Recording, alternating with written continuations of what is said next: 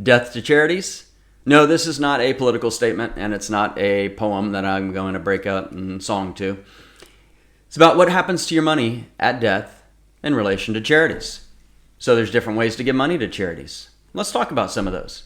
I'm attorney Mike Massey, and I've helped over 1,000 families plan for their estates, for their life savings, who it goes to and how it gets to them.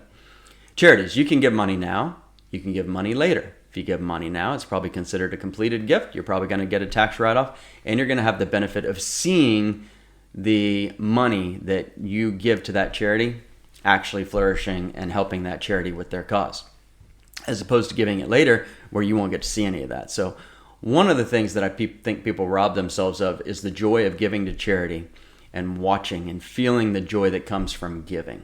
God created us to be givers, not takers, right? He created us to give. He himself gave. How much did he give? He actually gave his son to us.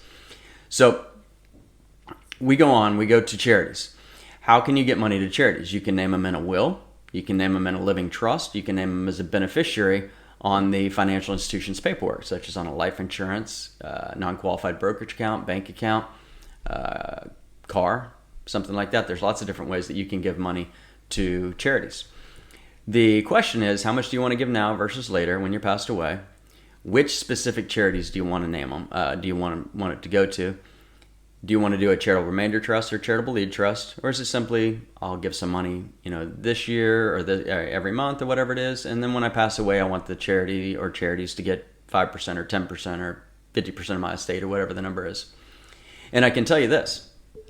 If I had a choice of my parents, and my parents had two assets. One asset was an IRA for $1 million, and one asset was a home or an investment account for $1 million.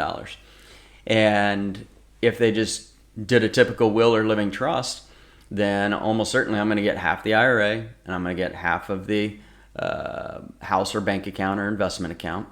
And under current law, I would have gotten a step up in basis on the capital gain assets, but not on the IRA assets. So I've got to pay all the taxes within 10 years of receiving that money. I'd rather my parents give that $1 million to the charity. Let's say they were going to give half their estate to charity. Give that $500,000 to the charity because the charity's not going to be taxed on it because they're a 501c3 most likely. And I want to inherit the assets to get a capital gain step up in basis, like an investment account or something like that. So click below to learn more. I'd love to have a conversation with you. Just look us up at Mike Massey Law. Have a fantastic day.